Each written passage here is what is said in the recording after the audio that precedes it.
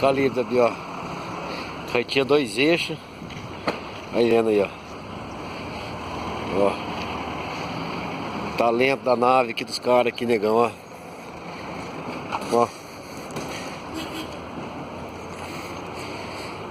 Top, né? Bonito, hein?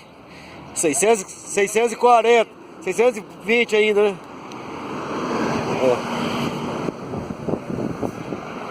Aí na carretinha 2 eixos, negão, ó. Calibre da bicha, 620 cavalos. V8. A outra aqui, ó.